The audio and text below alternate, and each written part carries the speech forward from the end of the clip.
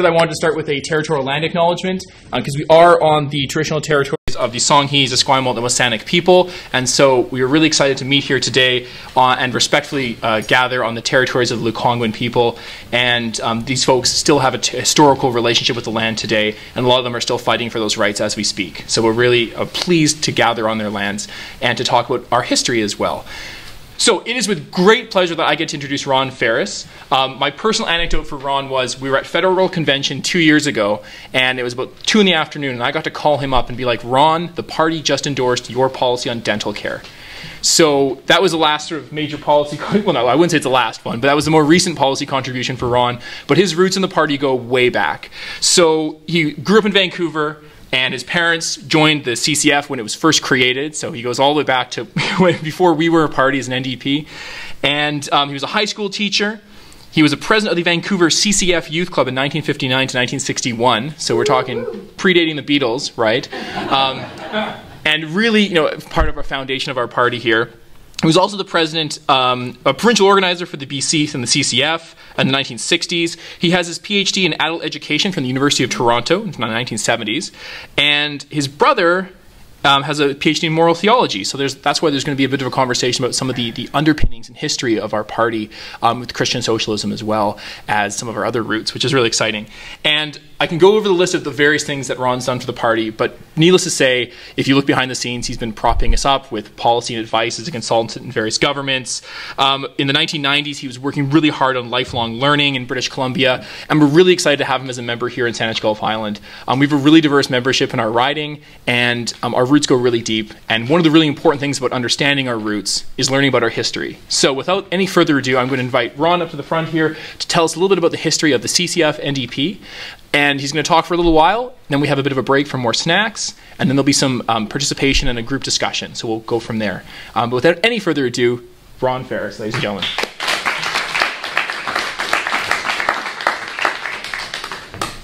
Well, thank you very much, Teal. It's a real pleasure to be here, and I want to thank you and Starla, because it was based on a series of discussions with Starla that we thought, well, let's practice what we preach, because we were both preaching the idea that we go back to the old CCF idea of study circles or discussion of ideas, because we believe that there is no way we can compete solely as a party, but rather as a movement. And central to any successful movement is education. And we know, based on the Social Democratic Swedish and Danish parties, that lifelong learning and education are central to their success as governments, indeed. So I wanted to begin, however, and say that I wanted to speak for about half an hour. I was given about half an hour, as I understand it, but I really want to have time for people to share some of their experiences or their ideas, because it's quite clear that we have here people with a history of democratic socialist activism, and that is so important to us.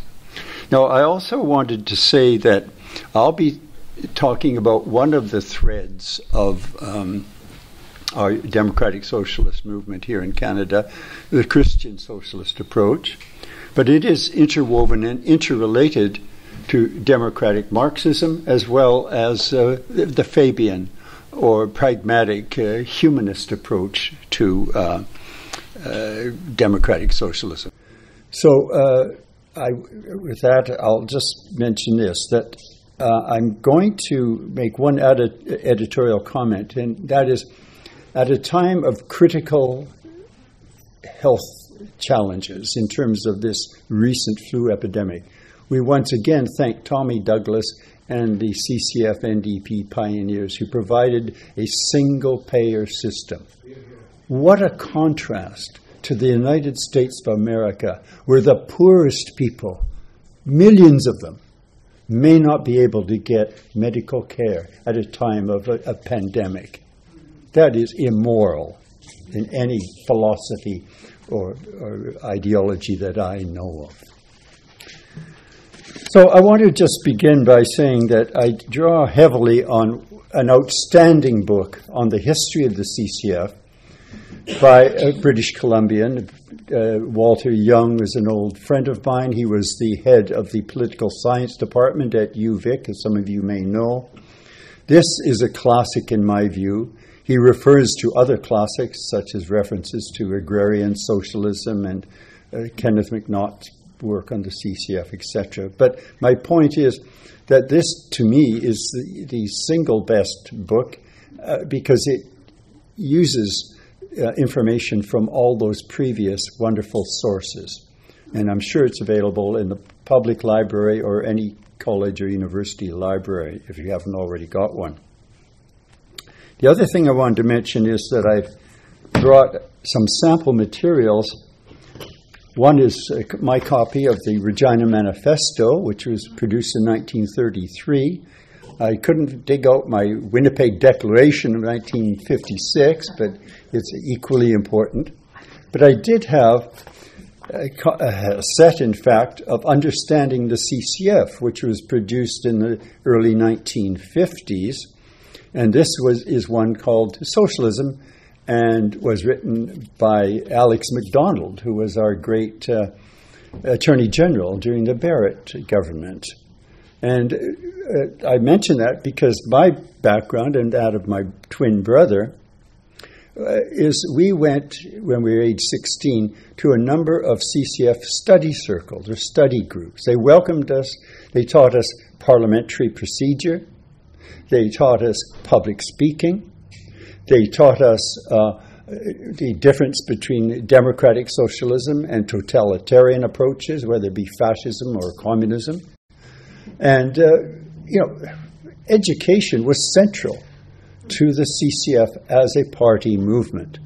And some of us regret that there are some within the NDP who think we can solely act as a party, that we can compete in some way by buying advertising or whatever it is.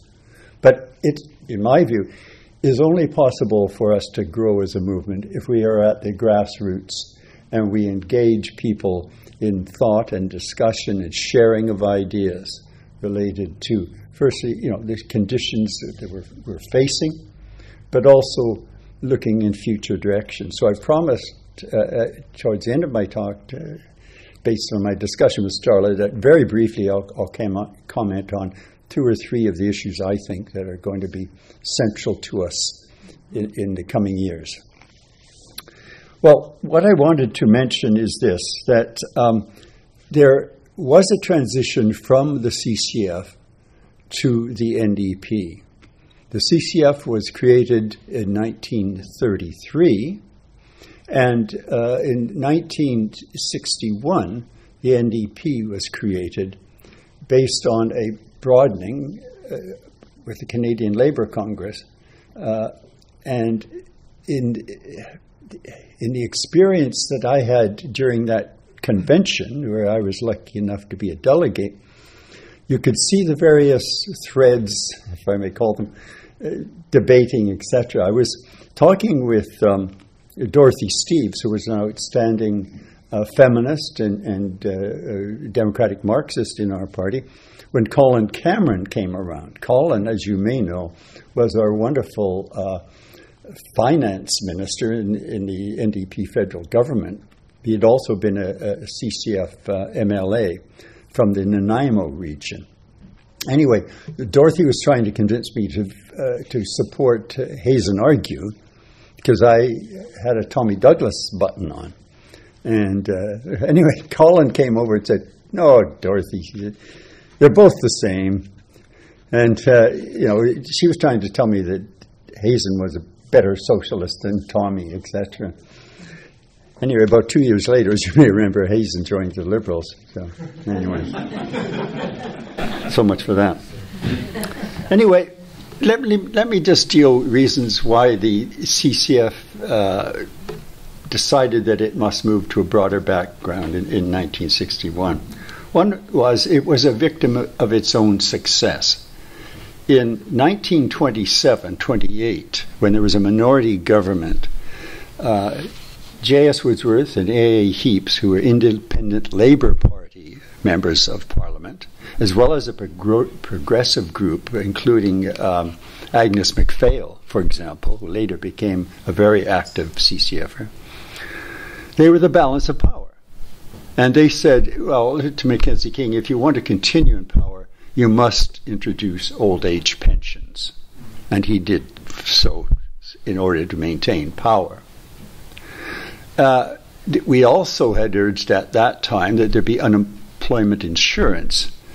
He wouldn't do that. But in 1935, in the federal election, the Conservative Party introduced a form of unemployment insurance because they were in deep poo-poo at that time and wanted to show that they were also progressive conservatives, so-called.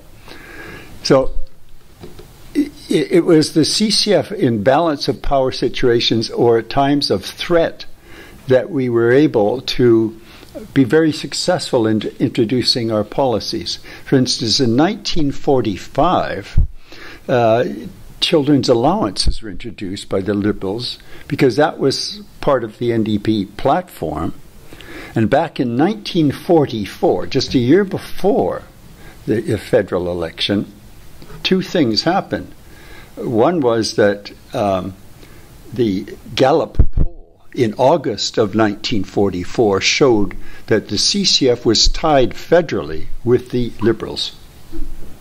And the other thing that happened is Tommy Douglas and the CCF won Saskatchewan. So we had our first democratic socialist government in Canada. And so there was real pressure on the Liberals to begin to act like Liberals. I mean, any relationship between the Liberal Party and liberalism is purely coincidental, I would have thought. Now, I've always remembered the words of Nye Bevan. Aneurin Bevan, or Nye Bevan, was the father of the British health scheme, as you may know. And what he said was this: capitalist parties display medals won in the battles they lost. And that is so true. You'll hear from liberals or conservatives or etc. how they introduce this or that. And the fact is that our people, our movement, challenged them for, in some cases, decades before they did introduce any social improvements. Now, another issue as to why we had diminished support was particularly after the Second World War. There was a period of McCarthyism in the United States which, if I may say, slopped over into Canada. The Globe and Mail, the Toronto Star, and whatever would sometimes be outright calling us communists or communist sympathizers, or just nudge, nudge, wink, wink, we know that you are. Further, the LPP, the Labour Progressive Party, which is the Communist Party at that time, played a rather mischievous role because they were claiming that the CCF was one of their allies. Whereas if you know anything about the issues of the day, for example, the struggle on behalf of Japanese Canadian civil rights, it was the CCF and United Church, which is the background of my family, in defense of the civil liberties of the Japanese Canadians in British Columbia. And the Communist Party in British Columbia, associated with the leadership of the Fishermen's Union, was delighted to see Japanese Canadian fishermen eliminated. There was a fire sale of their boats, and the proceeds went to their internment camps. They were also forced, as you may know, to take their automobiles in the Greater Vancouver area down to a central location where they were sold, and they were told that the transportation costs, the train costs, would be borne by the sale of their automobiles. I mean, it was immoral, literally immoral behavior. And my sister, for example, had several Japanese Canadian friends taken from her classroom, as it were. Never saw them again in her life. And these families were sent to internment camps in British Columbia, in the interior, like Grand Forks, Greenwood area, for example, or Alberta, or as far back as Ontario. Shameful period. And so the history of the CCF, and if I may say the NDP in fighting for civil liberties, is abundantly clear. But it was at a cost, because during the I think it was a 43 provincial election in British Columbia, the Liberal Party had ads in the papers, a vote for the CCF is a vote for the Japs. That's in the middle of the war. Okay, so on the one hand, we're communists. On the other hand, we're Japanese fascists. We're sympathetic to, I mean, choose which sort of rotten lie you want to propose, but be consistent at some time. Anyway, we also, paid a price for our defense of civil liberties, if I may say, when we opposed the War Measures Act as CCFers or NDPers. The other thing I wanted to mention is this, that with the rapid urbanization of Canada, and we're the most urbanized nation in the world, I understand, we once were, when I was certainly a high school student, a rural-urban society. And as a matter of fact, the CCF used to call itself a farmer labor party. All right? But with urbanization, there was gentrification. There was also the elimination, certainly, of many of the socialist roots that we had, developed in Saskatchewan, for example. Finally, there was a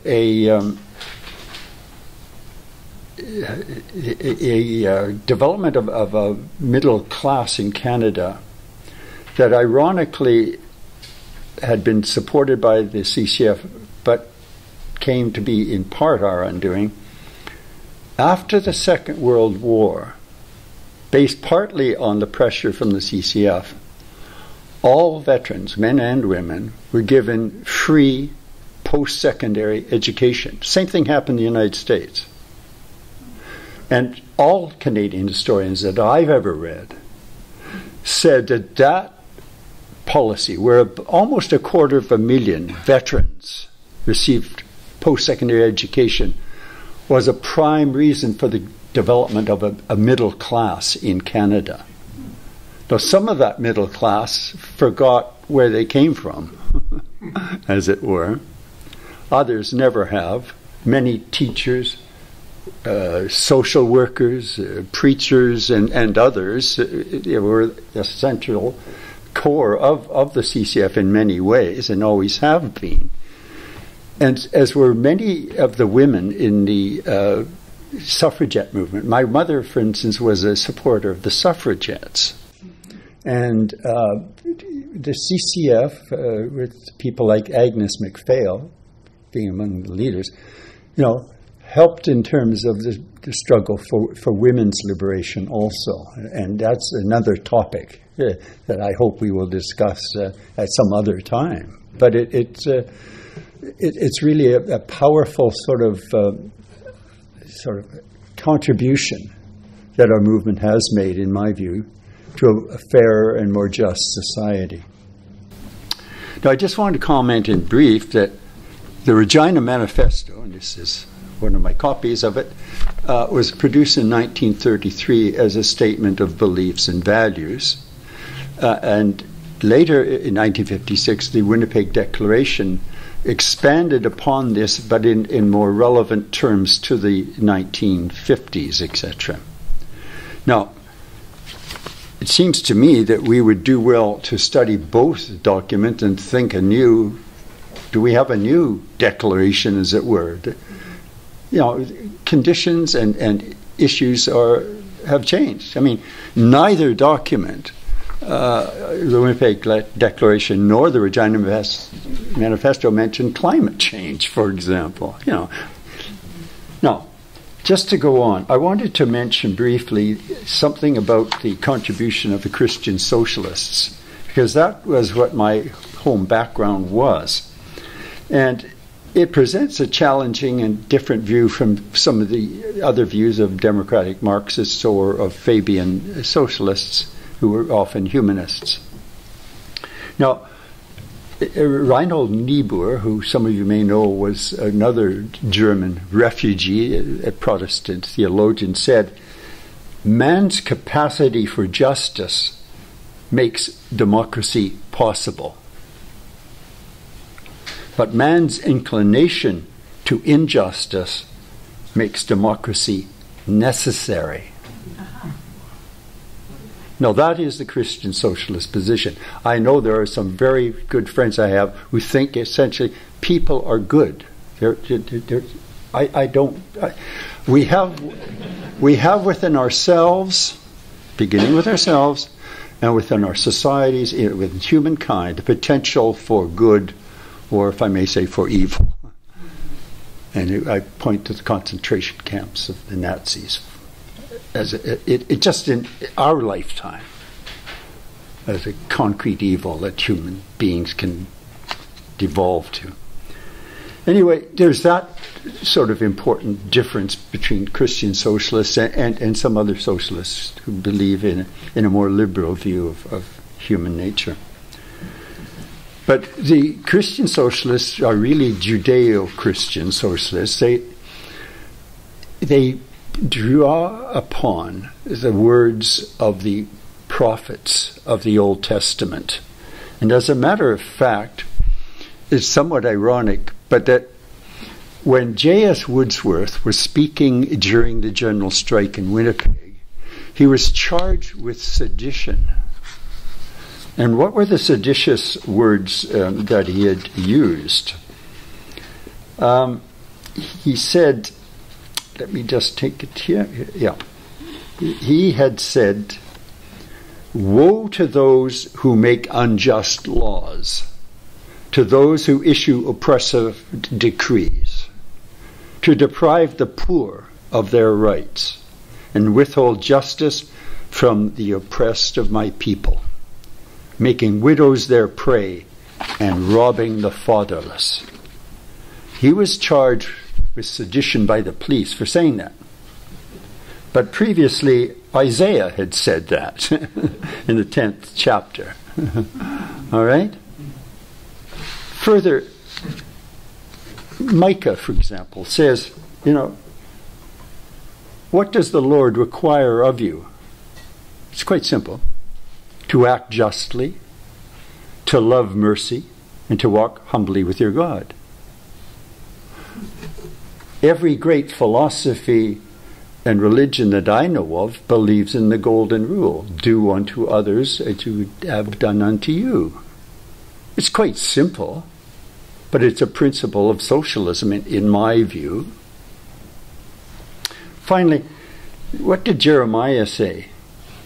And this is to the people, the Israelis, who had forgotten what their true purpose should be. He says, "For if you truly amend your ways and your deeds, if you truly practice justice between a man and his neighbor, if you do not oppress the alien," foreigners, "the orphan or the widow, and do not shed innocent blood in this place, nor walk after other goals for your own ruin, then I will let you dwell in this place in the land that I gave to your fathers forever." I wish the modern Israelis had drawn once again upon what Jeremiah told them. But my point is this: there are modern prophets. He wouldn't want to be called a Jewish prophet, but there's a guy by the name of Bernie Sanders. And what is he saying to the ruling class? And in terms of the horrible injustices in the United States, of inequality and racism, seems to me he's raising that old prophetic critique, as it were, of injustice and modern-day capitalism. Now, in terms of the New Testament, which is the basis of the Christian belief, it's quite simple. scholars, theologians have said the single greatest concern in the New Testament, time and time again, of Jesus is the poor. You know, it's irrefutable. Secondly, in simple terms, what are we required to do if we want to follow Jesus? Well, for I was hungry and you gave me food. I was thirsty and you gave me drink. I was a stranger and you welcomed me. I was naked and you clothed me. I was sick and you visited me. I was in prison and you came to me. Then the righteous will answer, saying, Lord, when did we see you hungry and feed you? Naked and clothe you? When did we see you sick or in prison and visit you? And he answered, truly I say unto you, as you did it to one of the least of my brothers, you did it to me. Now, that's also quite a simple injunction for those who would hope to follow Jesus. Now, historically, it was Christians such as John Newton who wrote Amazing Grace, which is the statement of a slave ship captain who realized the evil he had done. Read Amazing Grace again, that great Christian hymn. All right? And what a wretch he was, that he had been a captain of a slave ship. William Wilberforce, the Church of England leader, was a leader in the abolition of the Slavery Act. He was a leader in terms of creating the Society for the Prevention of Cruelty to Animals, etc. So there was that Christian consciousness, etc., that I know is, I mean, we point out and can easily point out to the Spanish Inquisition and other massive injustices of, so-called Christian churches, etc. But those who simply followed, the simple principles of Jesus, for example, were among those who were victims of the Spanish Inquisition, I might remind you. Anyway, in terms of the trade union movement, who were the first trade unionists in Britain? Well, the first ones to sent for 7 years transportation to Australia were the Tall Puddle Martyrs. Now, the Tall Puddle Martyrs were 7 agricultural workers who dared to form a trade union when it was illegal. And they were all Methodist lay preachers. That's how they had learned to organize through their church, learned to speak. They were preachers. Now, their motto was written by one of them when he was on the way to Australia for 7 years away from his family. He says, God is our guide from field, from wave, from plough, from anvil, and from loom. We come our country's rights to save and speak a tyrant's faction's doom. We raise the watchword liberty. We will be free. All right? In terms of literacy, and as an adult educator, and I know there are some here who are literacy workers also. In 1753, the Swedish Lutheran Church introduced literacy requirements. You could not be baptized or you could not be married unless you could prove that you were literate. And if you were not literate, they would teach you. And to this very day, the Lutheran Church is very active in the literacy movement, as some of you may know. But it's interesting, where are some of the strongest democratic socialist movements? The Nordic Lutheran nations. There may be a real link there. Finally, in both the leadership of the suffragette movement and of the cooperative movement, as well as the British Labour Party, there were many Christian socialists, such as Keir Hardie, the first Labour Member of Parliament. And an analysis was done of the membership of the British Labour Party MPs in 1945 when they formed government. Half of their caucus, half of their cabinet were Christian socialists. Right? Influenced, if I may say, as we all were, by democratic Marxism and by Fabian thought. Now, in terms of the Canadian contribution to democratic socialism, J.S. Wordsworth, of course, is the outstanding figure. And I just want to remind you what he said, not just during the Winnipeg strike, as I've mentioned, but also later. He wrote what was called a grace for meat. Before you eat, in the Christian tradition, you would say grace. And what he said is, we are thankful for these and all the good things of life. We recognize that they are part of our common heritage and come to us through the efforts of our brothers and sisters the world over. What we desire for ourselves, we wish for all. To this end, may we take our share in the world's work and the world's struggles.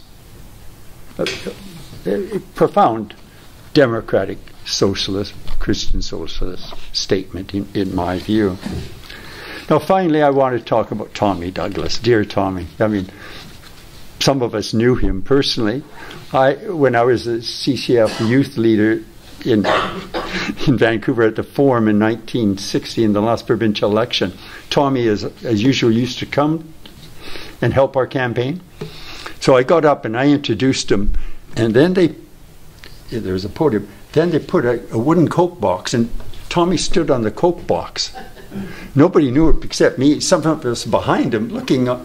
He was standing up there, speaking to us. But what are the accomplishments of his 17 years in the province of Saskatchewan? What did they do?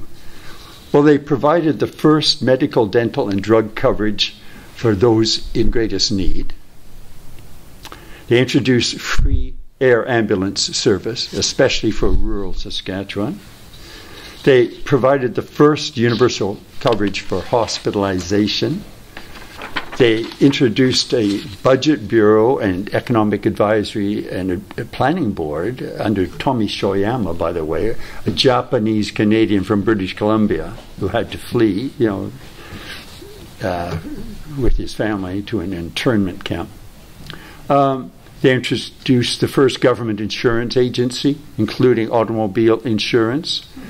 They introduced the first arts board in Canada. They introduced the first Farm Security Act in North America. They were first to grant the right to vote for 18-year-olds. They were the first to introduce the 8-hour workday, the 5-day work week, and paid holidays for workers. They were the first to create a small claims court in North America. They produced the first provincial Bill of Rights in Canada. I hope we're going to distribute via the internet, I believe, some of Tommy's parables. His parable of Mouseland, many of you have seen before. Wonderful. His parable of the cream separator is less well known, but a wonderful analysis of capitalism. But as a Baptist minister, Tommy was deeply influenced by Christian parables. And he spoke to the ordinary people in parables, whether it be the cream separator or the Mouseland. And we've lost the skill, as it were, the gift of speaking in parables to people because it is so clearly powerful and understandable by many. Well, I want to conclude now by making just a few observations. Starla asked me to say some of the things that I thought might be important in the coming years. And quite briefly, they are the twin interrelated global issues of climate change and of obscene inequality. Now, it seems to me that we should be working more closely with the Green Party of Canada if the Green Party of Canada was like the Northern Green parties. Because all of the Nordic Green parties understand the corrosive impact of free market capitalism on individuals, on families, on communities, on our nation, and on the environment. And they understand, as we must understand, we need massive investments in alternative green technologies and industries. I'm talking about tens of billions of dollars annually, I believe. And it was only, in my view, the NDP that in any way raised the issue, for example, of a wealth tax or other taxation that is necessary if wealthy individuals and corporations are to pay their fair share. For example, last year, the Independent Parliamentary Budget Office revealed that wealthy corporations had sent over more than $1.3 trillion to offshore tax havens. And if they had been fairly taxed, they would have paid, in fact, an additional minimum, at a minimum, $26 billion. $26 billion annually. All right? So we have the means to invest heavily in climate change, to invest in comprehensive health care, including dental care, which we fought for, including pharma care, including mental health services, etc. So I don't know why we should accept the idea, well, we can't afford this. If it was a war, we could afford a war. What we need, in conclusion, is the moral equivalent of a war. So, comment.